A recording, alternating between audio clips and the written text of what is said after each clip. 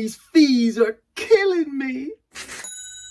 What's up guys, welcome back to another Tommy Trades video. If you don't know already, I'm a full-time eBay reseller and I've now started dabbling on Whatnot as well as a content creator. It's been a crazy week since the last Whatnot show. We had 50 orders going out and then like 10 for eBay, and we pretty much had like 5 to 10 sales on eBay each day, and I've been trying to ship the orders out with like a 1-day dispatch time.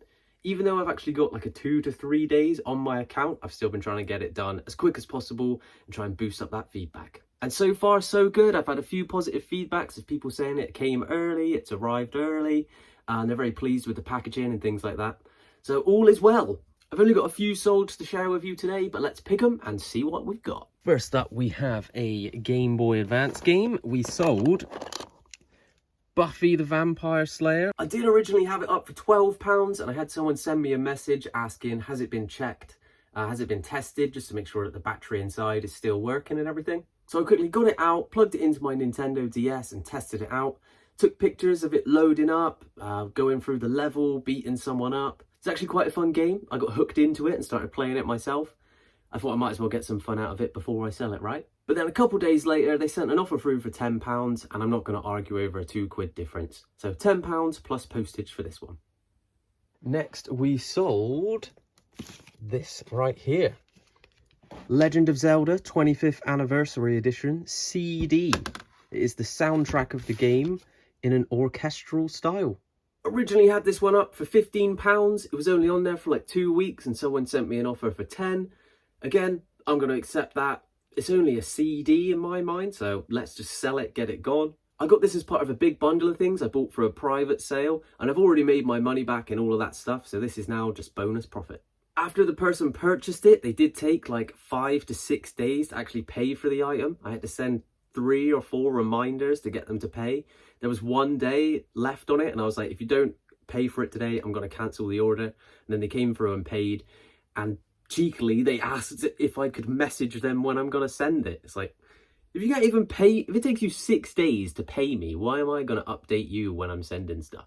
Plus, you get the automatic update once it's shipped anyway. But I did have a few people ask me about this, wondering whether it was worth selling individually or whether you should wait to sort of pair it with a game or do a bundle of Zelda stuff. I had the Skyward Sword Steelbook case keyring, and I've got this as well. Listed them all individually. The keyring sold in a previous video for £12.99. I've still got the Steelbook. It's listed up for £20 at the moment, and then this sold for £10. So you can definitely get your money's worth if you spread them out and split the cost. Legend of Zelda 25th Anniversary Orchestral CD, £10 plus postage. Next sale is these Sprawl MMA boxing, kickboxing, fighting shorts. Whatever you want to do, some sort of fighting in them. Could be jiu-jitsu. I'm not messing with you. Got an elasticated stretchy waist. There's like a rubber grip all around that as well to prevent them sliding down when you're fighting. I did have them up for £25. Someone sent me an offer for 10, so I counted at 17, and then they accepted straight away. Sometimes people are just trying their luck with offers to see if you're trying to clear the item really fast. Like, they do want it, so even at 17, I'm making plenty of profit on the item. I think I paid £2 to £3 for these. Selling them for 17, plus the postage, I'm definitely in the profit. I'll pop up the listing of like the full fee breakdowns and everything. I don't say it out loud in the video just because I don't have it on screen and I don't want to get the numbers wrong. I typically get the sales numbers wrong anyway if I've got multiple orders to get through. But don't think I'm trying to skip over the fees and ignore that they're there and like make up these extra profits. I'm popping it on screen for you to read. I hope you get the picture. And then a sale I am very happy with. It is my second highest sale on eBay of all time. £89 for a Tefal Double Force blender food processor machine thing. Brand new in box, never opened. I had this one listed for maybe 2 to 3 weeks now.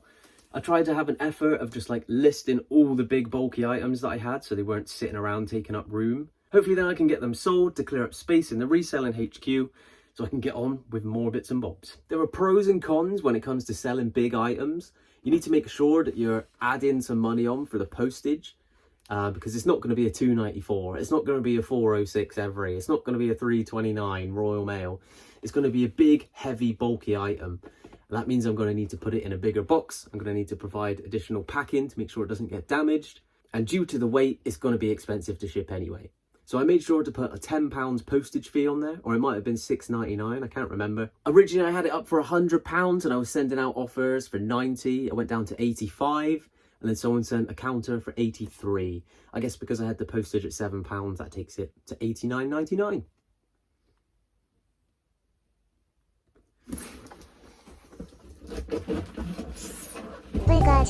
I'm well chuffed with that sale, especially because I only had £10 into it, so there's like £60 profit there for me to have made. I was surprised though when I looked at the fee breakdown just to see on this one, and I know I said I'm not going into the fees, but this was crazy. There's like £17 worth of fees.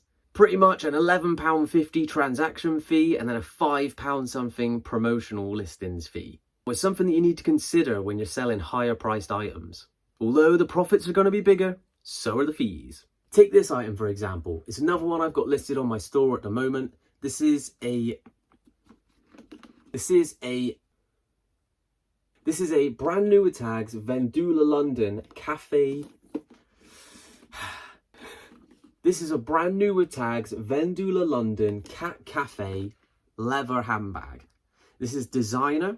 You can't buy this one anymore, so it's been retired. And they sell brand new things on their store for like 150 up to £200. I've listed this one on eBay for £249 or best offer. In my mind, there's none others out there, so I'm the one that's setting the market price. I did have an offer come through for £150 on this, and you might think you'd be silly not to take it, especially with only 20 quid into the bag. But it's the first time I've had someone interested in the item. And to me, it would be silly to just accept the first offer that comes my way. So I sent a counter offer of £175 because the buyer was in Malaga and I knew that I'd incur some of those additional GSP shipping fees. So to sort of cover myself in thinking that I actually want to make £150, I need to sell this for more, so that £175, the extra 25 quid should cover those additional fees. Sorry if this is getting too complicated, but these are the things you got to think about when you're selling items. You got to make sure that you're covering yourself so you can get the fees and then the amount that you actually want to take home afterwards. What do you think? Was I silly not to accept the £150 offer, or was I right to stick to my guns and make a counter? You may have also seen I recently purchased a label printer. It's been an absolute godsend. It's speeding up my picking and packing process so much It sped up my picking and packing process so much. I'm no longer taking QR codes to the post office and dabbling around with numbers, trying to match things up. All of that headache is gone. I now just take them in, scan them, get my receipt and go. But when I ordered it, I ordered the label printer, additional labels, which I knew I was going to need. And then it also recommended I buy this stand. However, the label printer actually came with a stand already inside it, so I don't need this at all. At first, I was going to relist this on eBay and try and resell it, but I thought, why would I even bother doing that when I can just refund it and get all my money back? So I'm refunding this to Amazon for $8.99. When I purchased the printer, I signed up to Prime for the free trial, so I got free shipping. Then there's also a thing, if you didn't know about, where you can check in to your Amazon account for 5 days in a row. And once you do it 5 days in a row, they give you a £5 voucher to spend. So my thinking is refund this, get my £5 voucher, then I've essentially got like 12 quid to buy a load of bubble wrap. It's not about working hard, it's about working smart. And if you can make money up from nothing essentially, or make money from mistakes that you made, definitely do it. I could have just let this sit there and keep it and think like, oh, I'll have it in case the other one breaks. But is that likely gonna happen, especially on a brand new purchased item? No. Get my money back and use it for better things. I do have some absolutely incredible stock though.